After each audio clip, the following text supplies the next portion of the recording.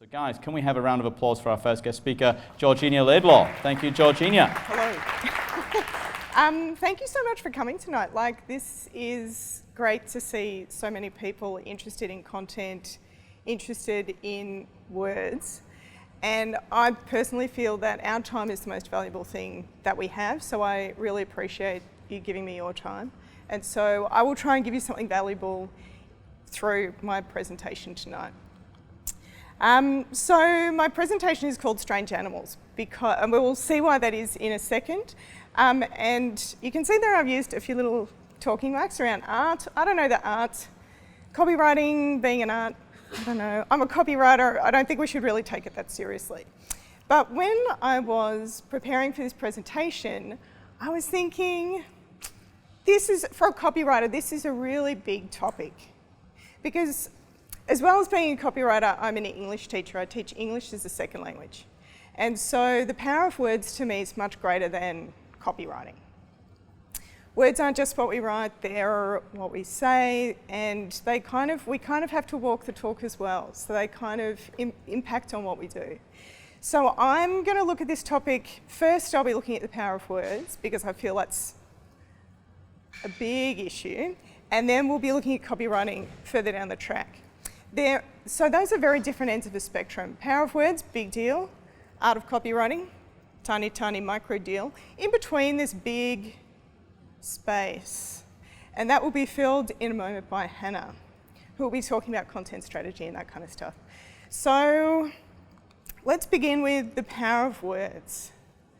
I was at a linguistics lecture not that long ago by a guy called Alex Kostagritz, who is a professor of linguistics at Monash University. And he's in the middle of this big deal linguistics presentation, and then he suddenly says, "We are just animals after all, but we are strange animals." And we are strange animals. What makes humans different than the other animals?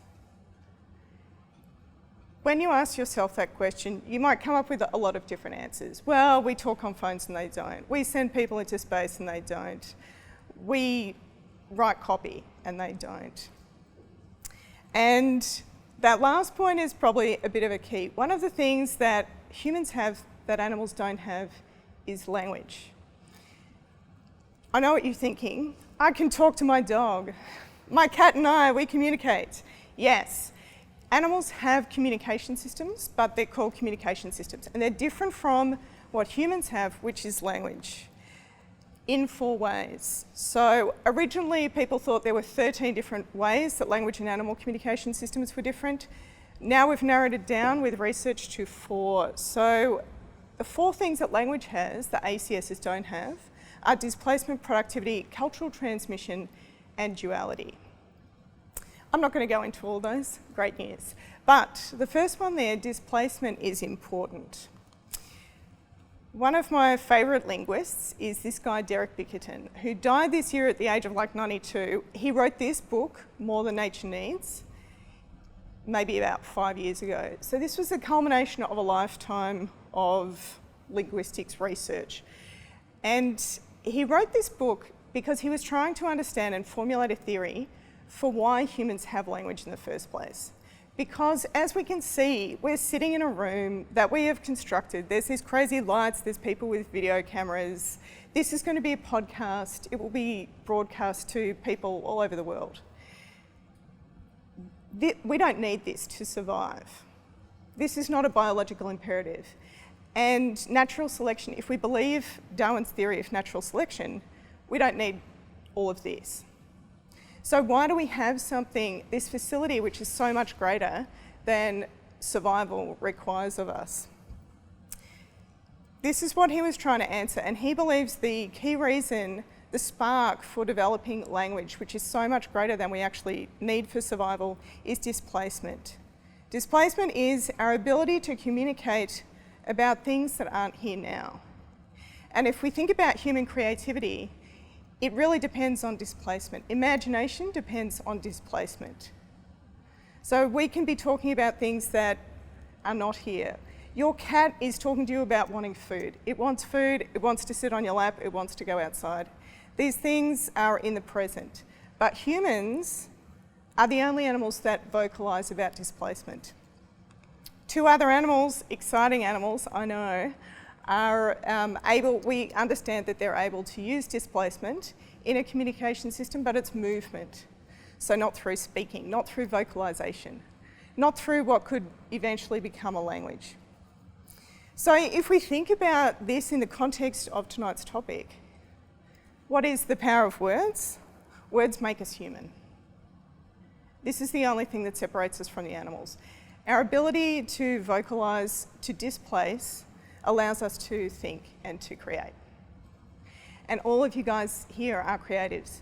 Like, you're starting businesses, or you're writers, or you're thinking of starting a business. So this is an important thing to remember, that words are at the core of our humanity. So then, what does this mean for the art of copywriting? The art of copywriting. Copywriting writing we could consider as displacement of a different kind. So Homo sapiens speciated, became their own species, estimated 315,000 years ago. The first writing is identified as dating from 5,500 years ago. That was the point at which maybe I could leave a note for someone, please buy milk. No, maybe not that. It's also the first time that we could transmit thoughts, displace thoughts from a vocalised conversation. And the first printing, 1800 years ago. So around the time of Christ is the first time that we actually got the possibility to broadcast thoughts. So if I was writing something, it wasn't just me having to write out 5 copies if I wanted to communicate with 5 people. So broadcast media, if we want to consider the first wood block printing as broadcast media 1800 years ago. So what does this mean? Writing is recent, speaking is in our bones. Speaking is from a long time ago, and we are much more adept at in-person spoken vocal communication than we are at writing. We're much better at this, all of us. Even the best copywriters in the world are, on average, better at speaking. And if we think about how much richer a spoken conversation is than a written conversation, that really comes home to us. So one of the things that, as an English teacher, my students often ask me is, how do I use formal English and how can I be informal? And one of the things with formal English is that we use more words, but a critical key is tone of voice, particularly with English language. So we can use the same words and through inflection communicate a very different meaning. Let me give you an example. The question is, did you invite her? Simple. If I write it, it says, did you invite her? And you will read it as, did you invite her? If I say it, I can mean 3 different things. Did you invite her? Did you invite her? Did you invite her? 3 different things. You know what I mean? They're 3 different inferences, and it's all through tone of voice. We cannot communicate this through writing. So that means we need to be really careful with our copywriting. What are we going to say? How are we going to create any kind of authentic communication, any kind of rapport, if we can't use the techniques that we use to speak to people? It's a good question, and one of the answers is conversational text. So, like a few years ago, there were a lot of buzzwords going around about content. When content became a thing, people were talking about authenticity and storytelling and narrative. People still talk about narrative. Narrative is now in the common lexicon. Like, you watch a TV show, they're talking about someone's narrative. And Hannah will be speaking to storytelling, the value of storytelling, and how we can strategize for storytelling when we get to her presentation. But I wanted to give you some ideas about how we can use conversational techniques to improve copywriting and to create copy that connects instantaneously, or at least a lot faster, than text that is written like written text. So how do we normally start a conversation? We ask questions. This is why search boxes are so often filled with questions. We can see here we've got two examples. The first one is really, really informal. Like, if you get in a taxi, the taxi driver might say, "Where to?" And this is probably the most informal way we can ask a question. We can also ask, "Where are you going?" So this is a critical technique we can use to start a conversation through copy.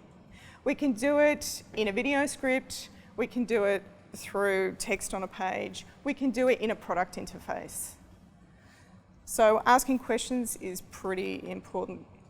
Shortening words and sentences. As I mentioned, adding words is a great way to make English more formal. We don't really have a lot of register in English, but the way we usually try and make things more formal is by adding words.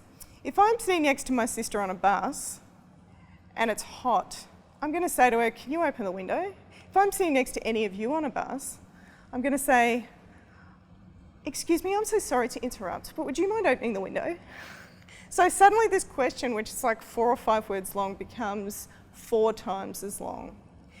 And we see this really commonly in copy, particularly with digital products or new products that are coming out, because often the tension that is involved in that product launch can come through in the copy. And so the person who's developing the product or the team developing the product, I'm working with a number of teams that are in this situation at the moment, bring that tension into the copy if they're writing the copy.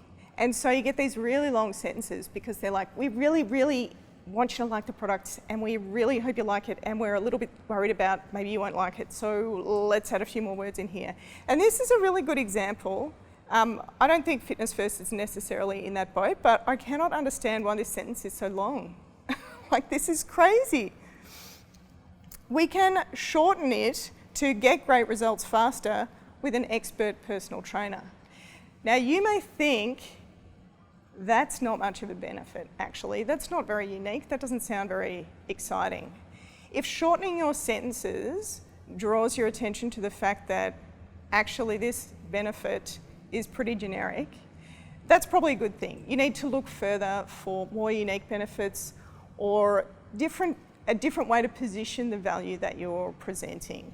But you cannot get around that by adding words because it just puts people off.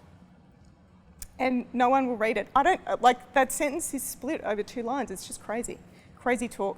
So definitely shorten sentences and shorten your words.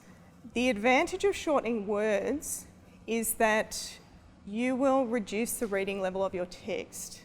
If you look around the room tonight, we've got people from multiple different cultures. People who are using your products online or reading your text online, using your promotional materials, are not necessarily native English speakers. And even if they are, a lot of native English speakers have really low literacy. We sneak by, we get through, it doesn't really matter, but we have low literacy. And then we also have to cater for the kind of person who's like me. Doesn't really like focusing too much on what I'm doing. Maybe I'm stuck on the train, trying to do my banking while I'm squashed up against the window. Maybe I'm sick, maybe I'm tired, maybe I'm just not interested. All of us have I describe it as limited cognition. So we want to reduce the reading level of what we're writing as well if we're trying to be conversational. And shortening the words you use is part of that. Fewer characters, fewer syllables, it goes in much faster and we can understand a lot more quickly. So this is a good way to get your message across faster. Using contractions. Contractions are a hallmark of spoken conversation. Where is a contraction? This is actually, I used to work for Hester Super Fund and they do great communications. This is from them and as you can see, it's really very conversational. As well as using a contraction, they're saying yep. It's an Australian brand, so they're getting away with yep. But the contraction is a really nice, very conversational way to engage with users. We pretty much never, think about the last report you wrote for a board or for a stakeholder, you probably weren't using a whole lot of contractions. To that point, if you want to emphasise something, by not contracting it, you can draw attention to it. So you can use these two things together to either make people feel comfortable or draw attention to something that's important. This is another example of contractions that I just wanted to give you because I think it's really nice, also from Hester Superfund. With more than 850,000 members and 46 billion in assets, we've learned a thing or two about looking after our members.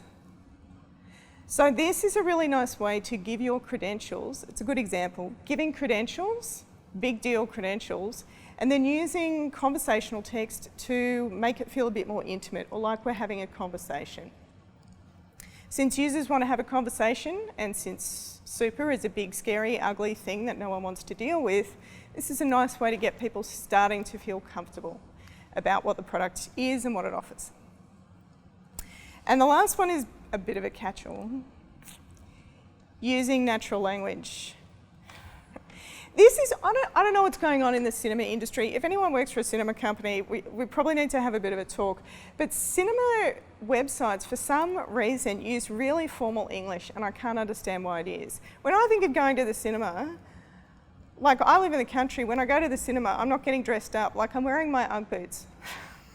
And I'm going with someone who's comfortable with me wearing my Ugg boots. It's dark in there. No one's going to see me with my choc top dribbling on my top and my popcorn on my lap. No one's going to see that.